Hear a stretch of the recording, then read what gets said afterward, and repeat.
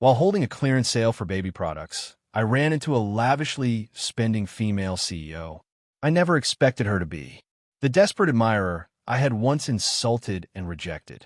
Just as I quietly turned, intending to sneak away, I was kicked to the ground by her bodyguards. Several wads of cash were thrown hard into my face. Well, look how the top student has fallen, reduced to begging others just to get by. 50,000. Come work as a nanny for me and my son. Non-negotiable. The woman's red-soled high heels pressed onto my body, her actions swift and decisive. After I moved into her villa, she began her revenge, just as I'd expected. Her eyes held only mockery. So it turns out, money is all it takes to make you act like a dog. I really overestimated you. My former son had transformed into a thorny rose, ready to draw blood at the slightest careless touch. But I didn't regret abandoning her back then one bit. I never imagined I would see Louis again under such circumstances. To cover this month's food expenses, I'd taken a part-time job selling baby products at the mall. I went around calling every woman's sister, just hoping they might buy an extra diaper or two. While I was helping a customer change her child's diaper, and I'm making a sales pitch, the usually aloof store manager suddenly put on a fawning smile and trotted to the store entrance. "C.O. Lee, what brings you here in person?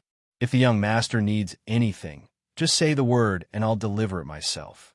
I glanced back, catching sight of only a graceful, elegant figure from behind. She was the newly appointed CEO of Hungian Group. This entire mall belonged to Hungian. No wonder the manager was so sick of my attention was quickly pulled back by the pungent smell of the soiled diaper I'd just removed. The customer beside me urged impatiently, "Hurry up. Don't let my baby get cold." I nodded repeatedly, bowing in apology. But after I finished, the customer simply picked up her child and left without buying a single thing. Freeloader accustomed to this, I turned and noticed the manager trailing beside, so Lee-like an attendant, meticulously introducing her to the most expensive baby products. "I happen to have some free time," a cool female voice said, making my entire body stiffen. I had heard this voice countless times before, but never carried with such a cold, commanding tone. She wore a white woolen coat holding an expensive, exquisite handbag. The faint scent of perfume about her was exceptionally soft. Yet, her face bore no smile, only a hint of melancholy. Seeing her about to walk into the section I was responsible for, I quickly lowered my head, afraid she would recognize me. Ever since high school, Liwi had always followed me around. Back then, I was the acknowledged campus heartthrob of No. 7, high school, top grades, handsome looks, always preferring my own company. Li Shui didn't mind my cold demeanor in the slightest, chattering beside me like a little son. Later, I started responding to her, explaining difficult problems, sharing my notes, and eventually we both tested into university together. In university, we were inseparable. Everyone assumed we were a couple. But on the day of her birthday party, I showed up with another girl. In front of everyone, I drew a clear line between us. "Liui, I have a girlfriend now. Stop pestering me. If you don't want to be further embarrassed, I suggest you get lost." The sun was instantly extinguished. My thoughts snapped back to the present. Louis stood before me, poised in her 8 centimeters. High heels. "You? What's your name?" Just in time to see my lowered head. I was just about to make up a random name to get by. The store manager cut me off immediately, saying with eager solicitude, "His name is Lin M.O. He's quite handsome and works here part-time. A long time no see. Why is the top student selling diapers now?"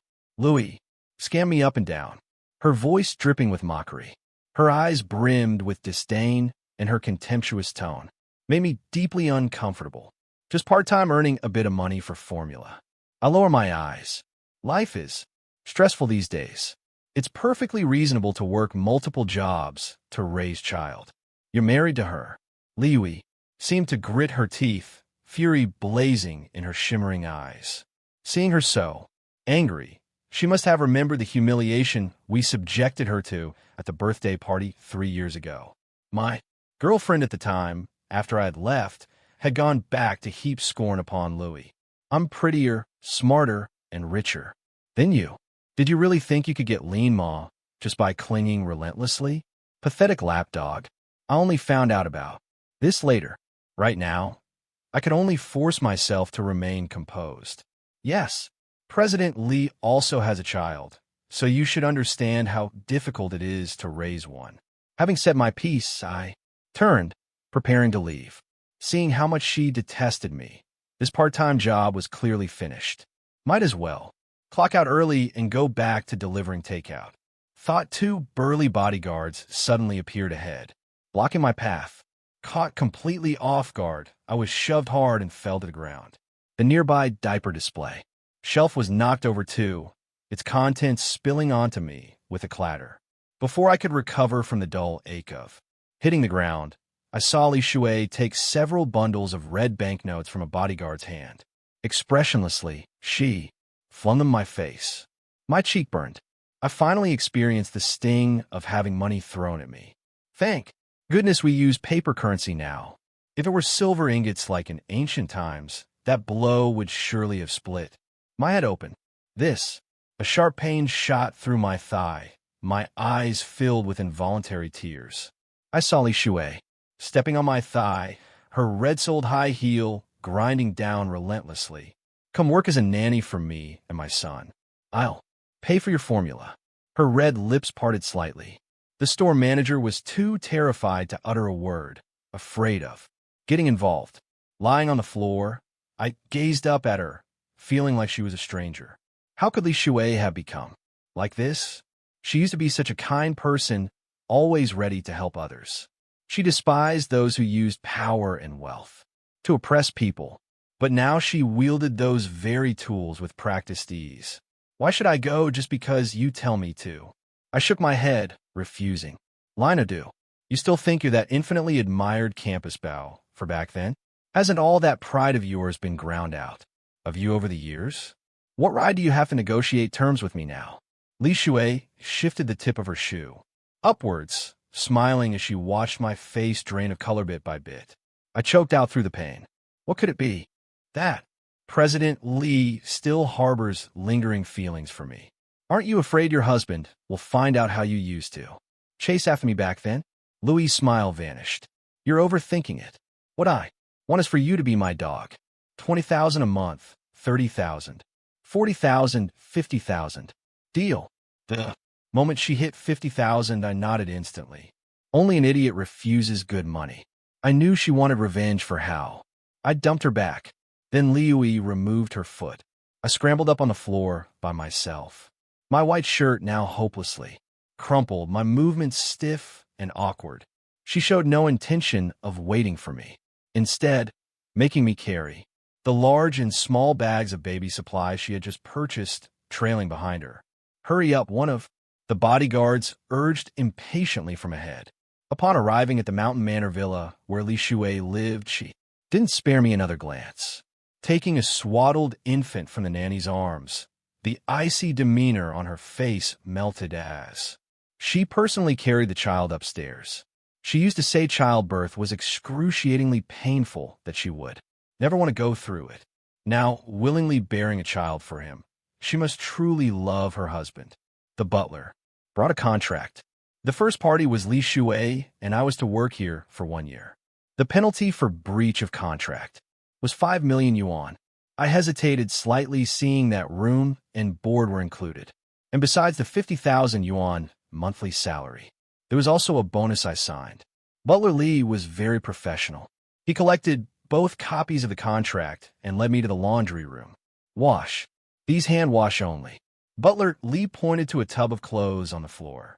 They were all baby clothes along with soiled tablecloths and bed sheets. I washed until evening, and there was still much left. Butler Lee sent someone to call me. Out of the laundry room. Shaolin, Madam want you to tend to the young master's meal. When I reached the dining room, Liui had changed in a black lace loungewear, exuding the unique charm of a mature woman. Seated at the head of the table, she saw me approach and coldly spat out a few words. Were you waiting for Hung Hung to star before showing up? Her beautiful face wore a caustic expression. Under the roof, I had no choice but to bow my head, so I silently endured. Though I complained inwardly, I only dared to say aloud, "It won't happen again." I had just carefully taken the young master from her arms when he burst into loud wails. I had no experience soothing children and could only try to comfort him in a fluster. "Don't cry, young master. Are you hungry? We'll eat right away." Children in wealthy households are raised with great care. Although only a few months old, he didn't just drink milk, but also had supplementary food specially prepared by nutritionists. The young master didn't cooperate, and with a wave of his tiny fist, knocked the fragrant, colorful, and delicious-looking egg custard from my hand. The remnants splattered onto my clothes and shoes. "Lino, is this how you treat your own child at home? You can't even hold him properly." Seeing my sorry state, Liu had Butler Lee take the young master away. The moment he was in Butler Lee's arms, he immediately stopped crying and obediently opened his mouth to eat. "Filthy, go wash up." Her slender fingers picked up the hot soup that had just been placed on the table. The next second, the hot soup was poured onto me. My arm and side were instantly scalded red and swollen. Red and green. Vegetable scraps clung to my clothes, dripping broth. Seeing her imperious air, a nameless rage flared within me. But then I thought, it's partly my fault she's become like this. This is something I have to bear. Covered in mess, I took 2 deep breaths and said, "I'm sorry. I was incompetent."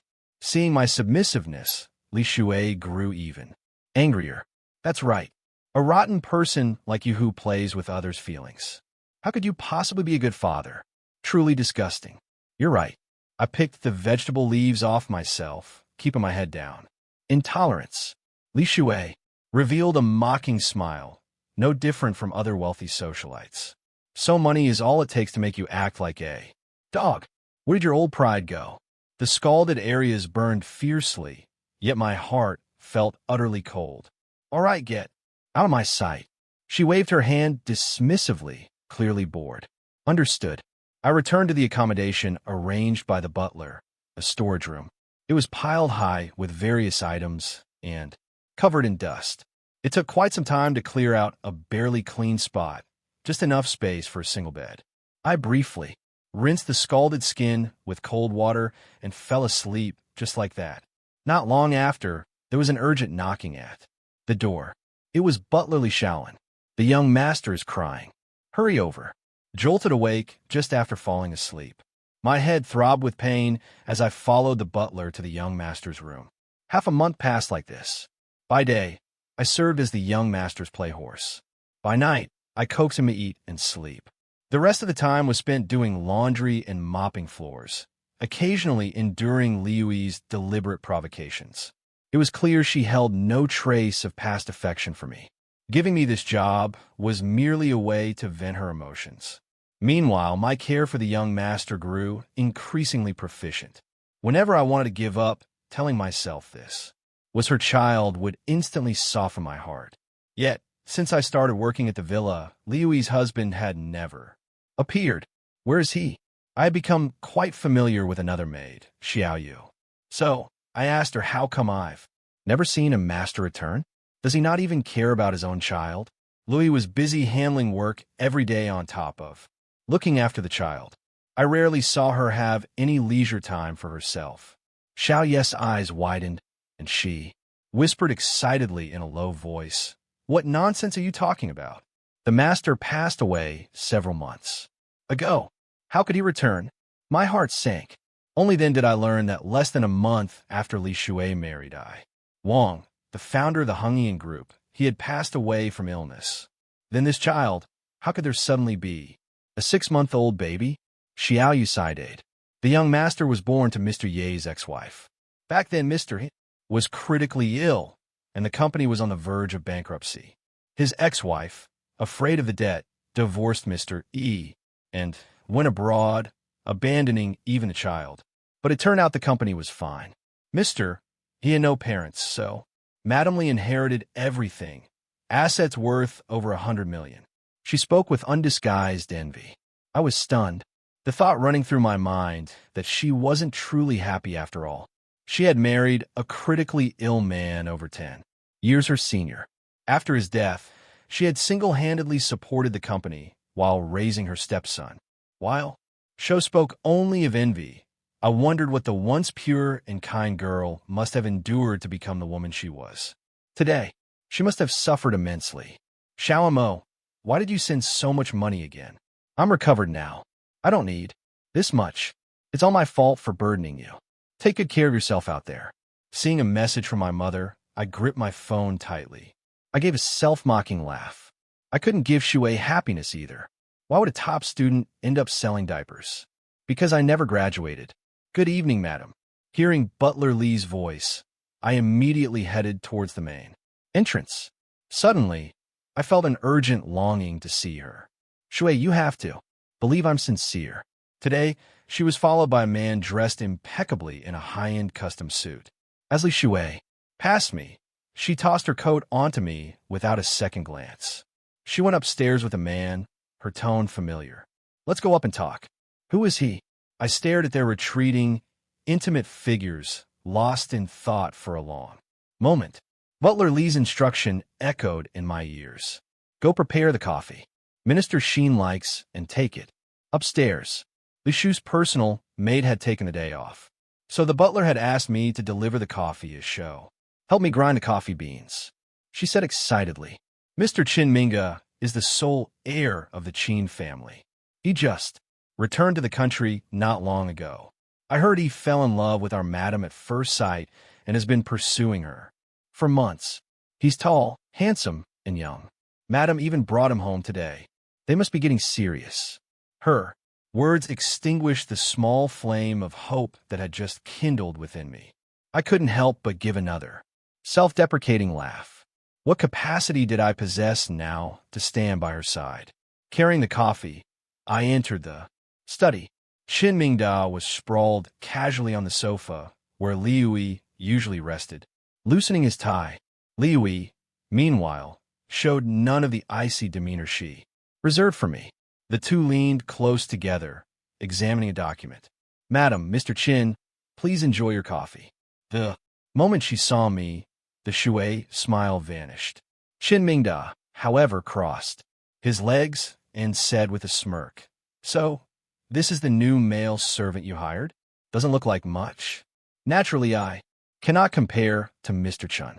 I felt a surge of displeasure and made no effort to hide my dislike for him. Oh, good day. Bit of spirit, have we? Qin Mingda retorted. You certainly can't compare to me. Best not covet what you shouldn't. A toad lusting after swan meat won't do. Qin Mingda had noticed this handsome male servant the moment he entered.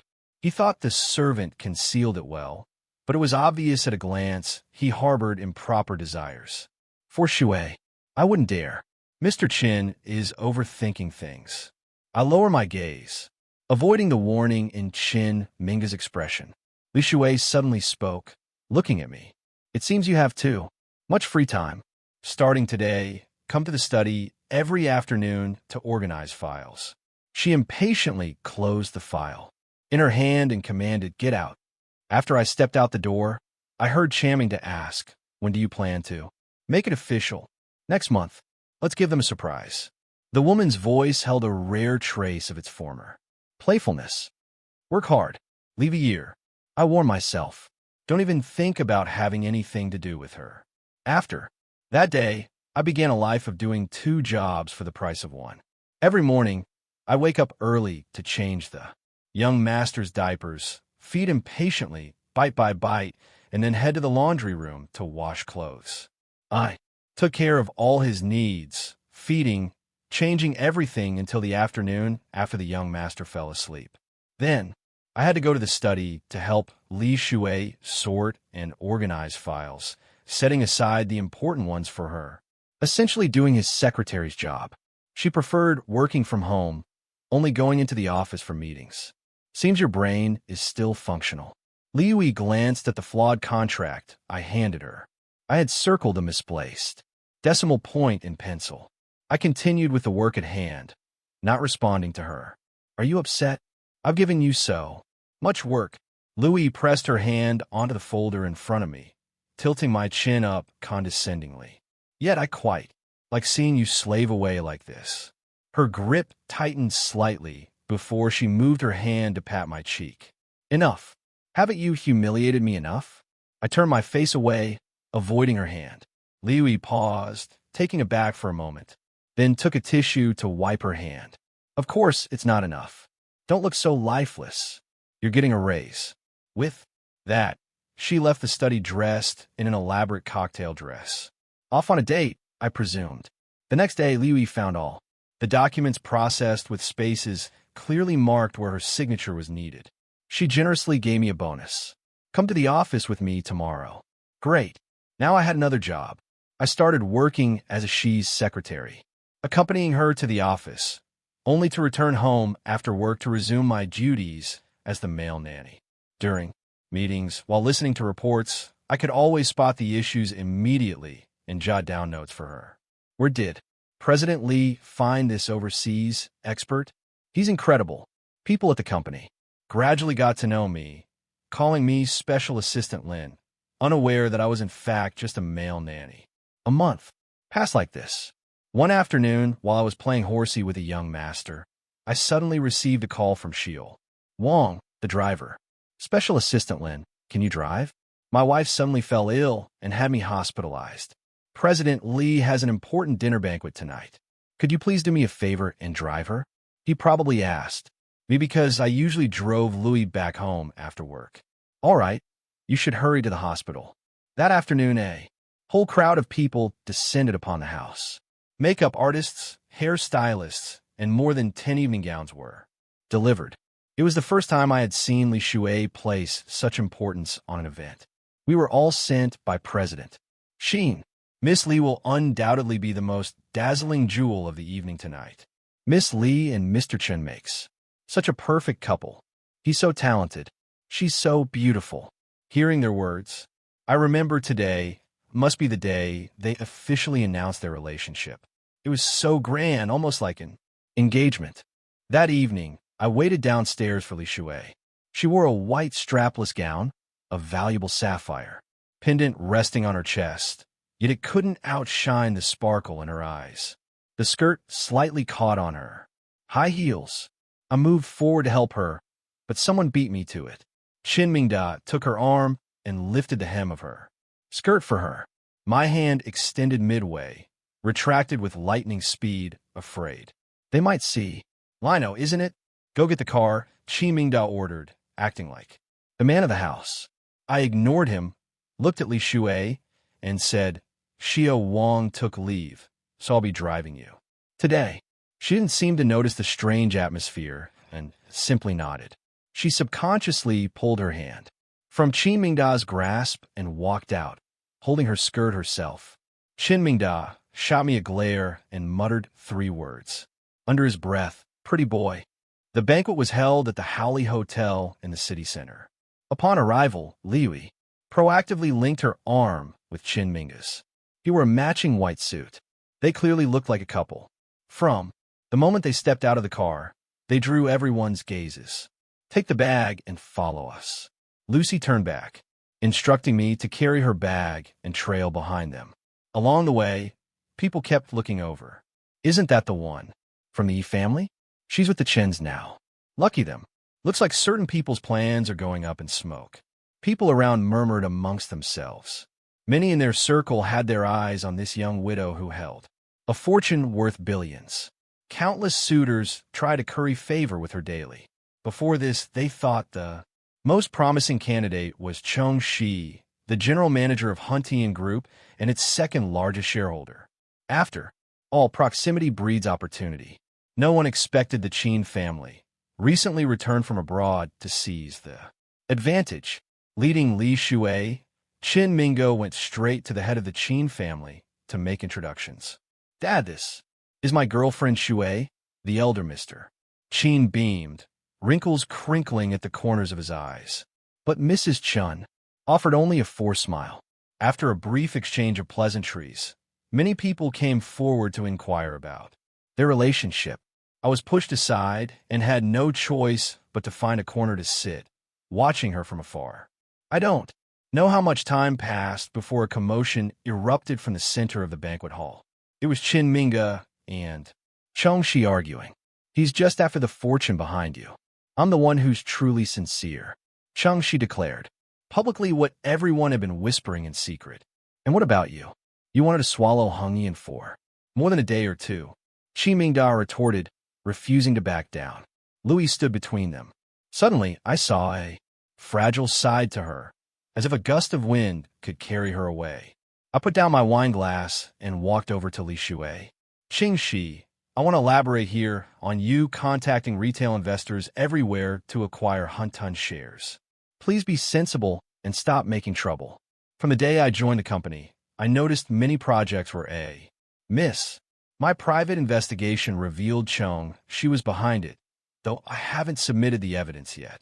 Qin Mingda might seem carefree, but he never coveted anything of Liu. Since she chose Qin Mingda, I must fulfill her wish. Today is a great day for CEO Li and CEO Chen. Let's not let a petty person spoil the mood. Let's wish them happiness together. Taking advantage of the stunned silence from several parties, I called out to the people around us, diverting their attention. Their upper-class circle values face. Louis certainly wouldn't want to be ket at. Having had their drinks and seeing the scene dissipate, the crowd dispersed. Chengxi stared at me like a venomous snake. You really are a loyal dog. Thank you for the compliment, I retorted expressionlessly. Liu downed 3 glasses in a row, her face cold as she walked away. I hurried after her, wanted her to slow down, but she slapped my hand away, saying coldly, Lino, you really are generous. Her body swayed. She was clearly drunk. I remembered she used to be a lightweight drunk after just 1 cup. The only time she drank was on my birthday. Her face flushed red. She'd said, Lean Ma, when will you finally look at me? And she felt sick all night. I asked her why she drank when she couldn't hold her liquor. She blinked, saying, drinking gives you courage. I helped her into the car. She kept murmuring, I hate you, Lin. M.O. Ma'am, I know. I fastened her seatbelt and draped my coat over her. I'll take you home first, then I'll disappear. All right. Hearing this, the person in the seat started protesting again. Don't you dare disappear suddenly again. Disappearing costs money.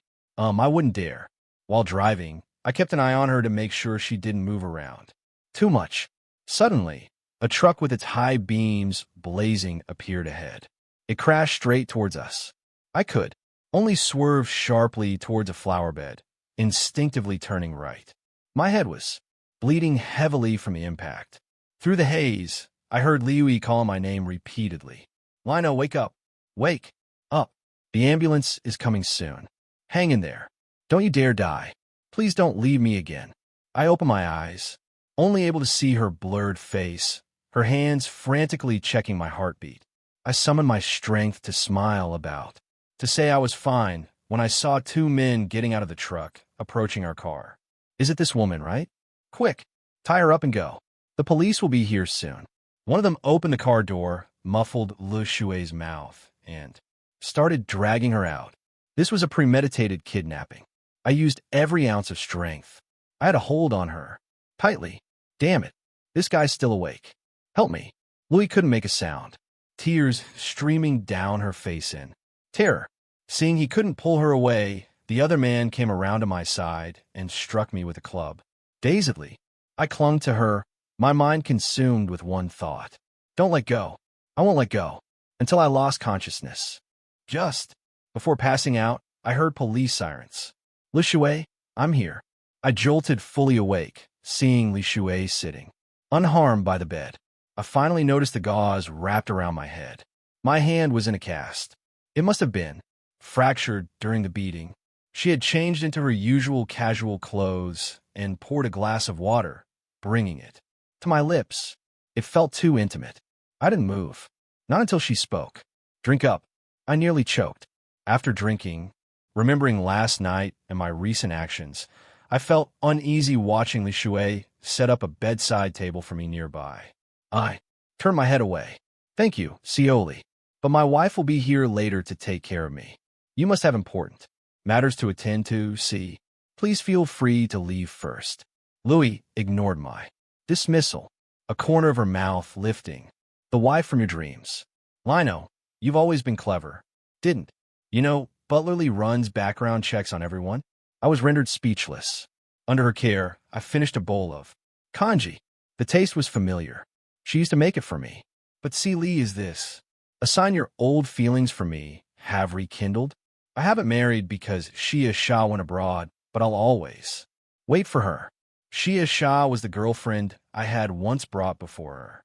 I lowered my eyes, refusing her kindness. Are you serious?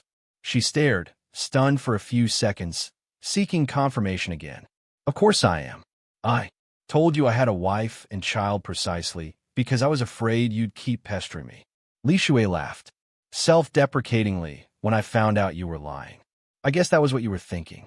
Then why did you still save me? Her lips trembled. I was just worried something might happen to you, and I wouldn't be able to find such a well-paying job. Don't read too much into it. See, don't flatter yourself. I closed my eyes, speaking heartless words. Her relationship with Qin Mingda was public knowledge now. Even associating with the Qin family attracted so much gossip. If she got entangled with a poor boy like me, she would probably be looked down upon. Someone as dazzling as her deserved to be cherished and protected. Fine, just fine. With a bang, Louis slammed the door of the luxurious hospital room and left. Not long after, 2 caregivers arrived. They said CEO Lee told them to make sure I didn't end up crippled as she couldn't find another workhorse as capable as me. She really hated to lose. Louis never visited again right up until my discharge. I saw her constantly in the news, though. Reports detailed her upcoming marriage alliance with Qin Mingda, and photos of their dates were everywhere. Both Hinchins and the Qin family stocks were rising. It was indeed the right choice. On the day I left the hospital, I encountered the person I despise most in this life. 3 years apart, and you've forgotten how to call me Dad? You unfilabrat.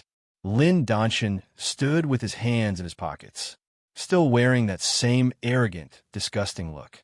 The father I had personally sent to prison was out early, wanting nothing more to do with him. I turned to leave, but he grabbed me from behind. Get lost. I wasn't the weak child I used to be. My right hand seized his, and there was a sharp snap. Lin Danshan cried out in pain, clutching his hand and hopping in place. You damn brat. Get back here. Lin M.O., he yelled furiously behind me. Talk with your dad, or I'll go find your mother. Don't think I can't find her just because you moved. Lin Dong Tian's voice was vicious, the threat unmistakable. The sting of my fingernails digging into my palms stopped me from lunging at him. See me halt. Lin Danshan smirked triumphantly. That's more like it. Dad's got no house and no money now. As my son, shouldn't you show some filial piety? He quickened his pace ahead of me and started playing the victim. I have no money. All the family money went to paying off your debts. Or did you think someone like me, who didn't even finish university, could earn much? I said, my face impassive.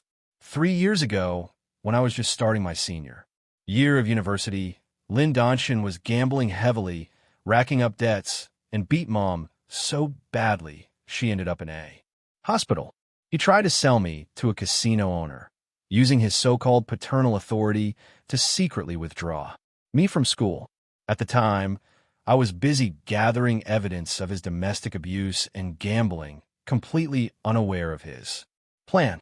For as long as I could remember, he had been the tyrant of our household.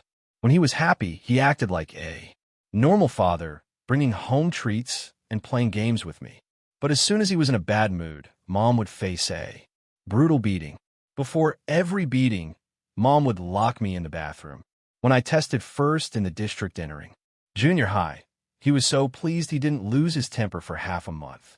Back then, I thought good grades could make him normal. But after I went to university, he only got worse. Think you're hot stuff just because you raise a good son? I can still beat you to death. All his jealousy and resentment towards me were vented on Mom's frail body. He lost his job in middle-age and became addicted to gambling. We found out I was collecting evidence to press charges against him. Lynn Donchen didn't hesitate to sell me to a casino boss. Your little high school flame is a big boss now, isn't she? Swimming in money, huh? Lynn Donchen laughed crudely. 3 years in prison had only served to expose his true nature even more. I know you're working for Louis now. His smile vanished. He spun around, quickly clamping a towel over my mouth and nose. The smell of ether. What are you trying to?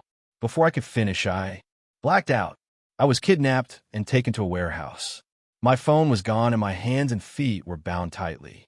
Inside were Lynn Donchen and several other thug-like men. Lyndon Tyan, kill me if you have the guts. He patted my face. My dear boy, how could I bear to kill you? I still need you to Lali Shui here. My heart sank as I connected. This to him appearing at the hospital entrance. Who put you up to this? Lyndon couldn't possibly know so much about my hospital, about Louis's current status. Whoever it is, I get 5 million once this is done. Do you think Louis even cares about me anymore? Why would she possibly come to save me? I looked at him calmly. Lyndon Tyan didn't speak instead, pointing to 2 other men, one fat and one thin. They looked familiar. The 2 kidnappers who caused the car crash that night. Well, if it isn't the brat who ruined our plans last time, the thin one said, a cigarette dangling from his lips. You 2 lovebird are always mixed up in something. Damn it, the fat one added, coming straight at me with an iron bar and striking my shoulder. Old wounds and new pain. I couldn't hold back a cry of agony. Lyndon Tyan held up a phone. Did you hear that? Your sweetheart. Come alone. If you dare call the police, he's dead. Instantly. Louis, he's lying. Don't come. I roared into the phone with my last ounce of strength, but the call had already been disconnected. Still thinking about saving others. Save yourself first, bastard. Lyndon Tyan rained punches down on me. If I passed out, they'd splash cold water on me too. Wake me up. When he got tired, someone else would take over. By the time Liu arrived, there wasn't an unscathed inch on my body. My face was bruised and swollen, and I was covered in blood. It's you. You're Lin Mo's father. Louis had met him before, even exchanged a few words with him. Lin Donchen sneered. I have no such ungrateful whelp. For a son, bring 20 million in cash. Sign these, and I'll let him go. Lin Don produced 2 contracts, share transfer agreements. So it really is Chong. After the last car crash, Liu had started aggressively restructuring the company, essentially stripping Chong Shi of his power. I hadn't expected him to strike back. What makes you think I would give up my entire fortune for him? Louis asked coolly. I'm warning you. Don't try anything funny. Lin Donchen grabbed my hair, yanking my whole body around so she could see the wretched state I was in. We don't even know, do you? This kid has done quite a lot for you. He seemed to remember something and began to recount events from years ago. I've loved secretly following you since we were kids, walking you home at night, never daring to speak. A few years back, my luck was down and I owed some money. I thought about borrowing from your family. You, being my future daughter-in-law and all, but he cut ties with you immediately. Even had the gall to defy me and pick a fight. He wanted to put his own father behind bars, thinking that would make him worthy of you. But guess what happened? I sabotaged his graduation, and that burdensome mother of his got cancer. Heaven really does have eyes. That wretched mother and son don't deserve any happiness. Li Shui was completely stunned. She never knew that the campus dreamboat, who seemed to have it all, had actually lived such a miserable life. No wonder he was still doing odd jobs years after graduation. The investigation revealed Lin's mother had undergone chemotherapy. Louis had thought she was cured and everything was fine. Lino, I'm so sorry. Woo, woo. Sobbing, Liu threw herself before me, apologizing profusely. I couldn't move, only manage a slight shake in my head. Don't listen to him. You should live happily. Don't worry about me. Mr. Sheen is a good man. You two will surely have a happy ending together. I forced the corners of my mouth up, trying to smile, but the raw pain stopped me from uttering another word. How could I be happy without you? After graduation, I never dated anyone. My family pressured me into blind dates. In a fit of pique, I married into the E family because he looked like he wouldn't live long. Nothing ever happened between us. He just needed a woman to protect a home. Being with Chin Mingda was just for show. He sought my cooperation to fight his illegitimate half-brother for the Chin family fortune, and to deter others. I've never loved anyone else. Tears streamed down her face like rain on pear blossoms. So the person she had always loved was still me. It was me who had dragged her into this. Don't cry. I raised my hand, wanted to wipe away her tears, but seeing the bloodstains on it, I started to lower it, sign the damn papers first. Lyndon Tyan roughly dragged her away, shoving the pen into Louis's hand. I sneered, Lyndon Tyan, I never understood how Mom being so beautiful could have married you. Then I finally realized you killed her boyfriend, that's how you got your chance. I wasn't even his son, but I knew what mattered most to him.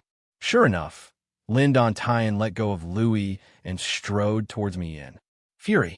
Damn bastard. Blinded by rage, he pulled out a knife. With a bang, a bloody hole appeared in Lynn Donkin's leg. The police had already surrounded the place. Soon, SWAT officers entered and cleared the scene. Louis, still crying, held me tightly. After the car accident, I knew someone might try to harm you. I informed the police beforehand and had an automatic alarm installed. Taking matters into your own hands again. She opened her mouth to scold me, then broke into a smile. I knew in that moment she had forgiven me. This time I spent a full month in the hospital before being discharged. What was different was that Li Shui was there. Every single day. Chengshi was sentenced to several decades for kidnapping, intentional assault, and financial crimes such as leaking company secrets. He likely won't see the outside world again in his lifetime. As for Lyndon Tyan, his leg is permanently damaged. He'll be sent back to prison once he recovers. His early release this time was Chengshi's doing. After the car accident, Chengshi sensed the connection between Li Shui and me and Bribe-Lin. Danshin in prison. This time, it's not a matter of just a few years before he can get out again. Given his involvement in my biological father's death, combining the original case with the current charges, he's facing life imprisonment. At the very least, it wasn't until my mother fell ill that she told me the truth. Shortly after she became pregnant, my biological father suddenly drowned. Lin Danshin, as my father's close friend, cared for her meticulously. He even promised he would definitely treat me as his own child. But as I grew older and looked less and less like him, he gradually became psychologically twisted. Momo Xiaohong is looking for you. He likes you more now. Louis came into the study holding the young master. Coming every day. I wish I could split myself in two. After everything was settled, Liu formally ended her relationship with Qin Mingda. We quietly went to a small European country and got married. Afterwards, I joined a company to handle all the work. For President Li, she said, you know how much I detest all this scheming and infighting. Yes, Liu just needs to be happy. I'll take care of the work. Young Master Young also became increasingly attached to me. Truth be told, I'm even busier now than when I was his male nanny. Papa, hold me. The young master suddenly stretched out his little hands, his eyes twinkling. Xia Hong can talk. Momo, did you hear that? Why wasn't Mama his first word? Louis exclaimed, pleasantly surprised. I heard him. That's because he likes me more. Isn't that right, Xiao Hong? I held him tightly, afraid Louis might snatch him away.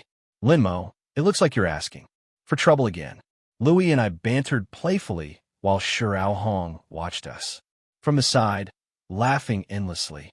Later, Shui mentioned she was still afraid of childbirth, so I went to the hospital and had a vasectomy. Xiao Hong will be our only child, and he will be the happiest.